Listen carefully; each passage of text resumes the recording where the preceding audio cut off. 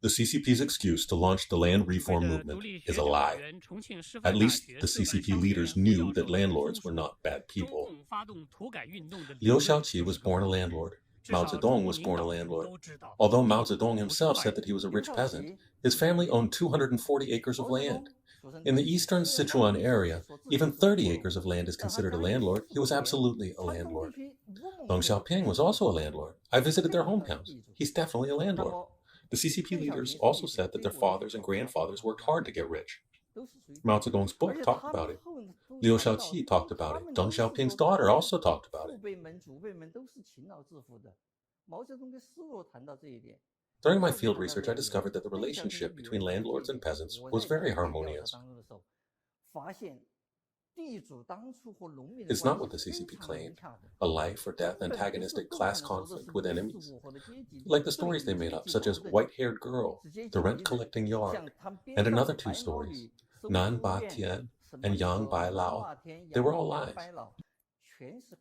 Tan Song was eventually expelled from his teaching position for his research and teaching the truth about the land reform movement in his school.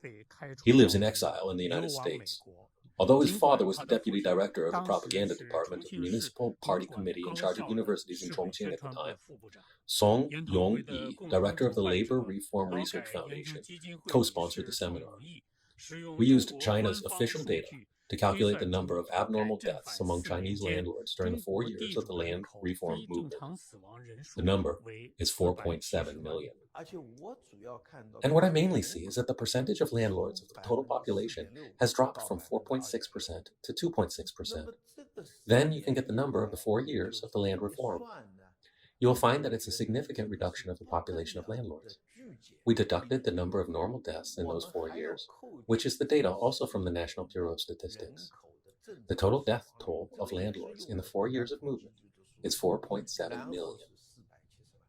Participants' speeches and papers showed that research on land reform is not only important for preserving the truth, it is also of great significance to understand Communist China's politics. In fact, the CCP is the largest landlord, the largest landowner in China. It's about China's land-based revenue stream. It is the basic economic lifeline. Why is the CCP so rich, and where does all its money come from? In fact, the reason is that they own all the land.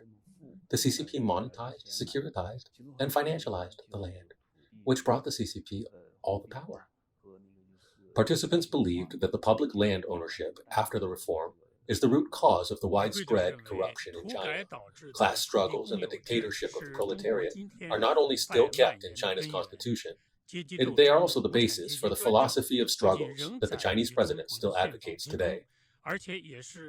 This reform is a real catastrophe, the first catastrophe since the CCP seized power. What the CCP did after that was a series of political movements that were all related to this land reform.